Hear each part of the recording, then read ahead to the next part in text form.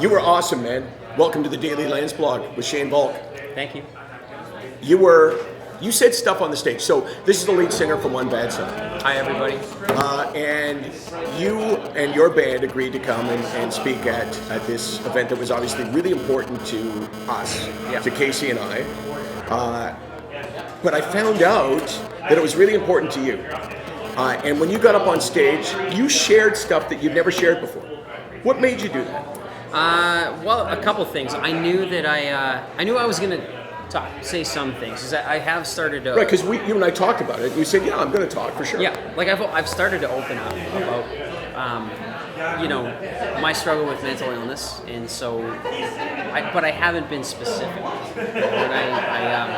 Because I feel like things like depression, anxiety are starting to become a little more like people are starting to get it a bit, but there's a lot of things that my thing, I'm just going to say it, like obsessive compulsive disorder is what I was diagnosed with a long time ago, 15 years ago, as well as manic depression. Man, I've been talking so much tonight trying to get that. But you know what, there's a thing about that I was having a hard time getting, like, am I going to go there, say the actual words, you know what I mean? And it was powerful, and I'm really glad I did. And it was like I told you on the stage, it's kind of like a game of tag. So I share, and you go, hey, I heard that guy speaking, I'm going to share. And then you share, and someone hears you, and they share. Yeah. It's infectious.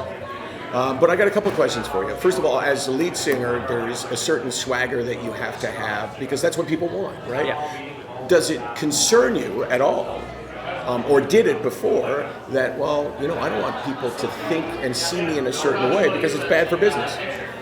It's a great question. Honestly, no. I felt like I'm not really worried about what people think. That's great. I mean, that's part of the swagger. It's like you're a rock and roller. You're supposed to, just do what you do. But I felt like a big thing about sharing specifics is the fact that, like, with my girlfriend who I live with, it's like once they know, then they start to think like, well, what should I or shouldn't I do? And then you start to feel like I don't want to burden everybody with that. Like in a very kind of not a very deep way, or just like, what do I want my audience to know? And so that every time we do a meet and greet, they're like, hey, I'm so sorry. Yeah, for sure, you don't want to make it the only issue in your life. Yeah, because that's it. It's an aspect of your life, but it's not the only thing in your life. But I have a couple of other questions. Is there a responsibility as a lead singer to have multiple piercings?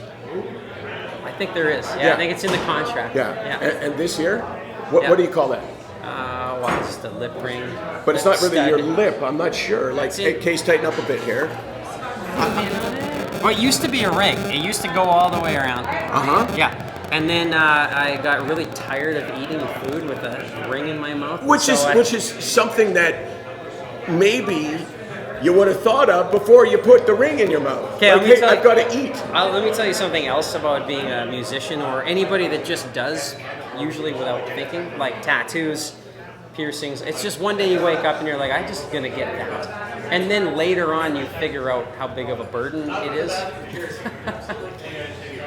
Shoot first and ask questions later. That's how it is when it comes to the piercings. You are, you're now... You should do a part 2. You're on my list. Okay. Because you're... Call me anytime. I mean it. Okay. Well, I part 2 coming up, Daily Landsblog, with this guy who blew people away. SickNotWeak.com, 24 hours a day, 364 days a year. I got to take a day off, right? 364. We're here because we find guys like this.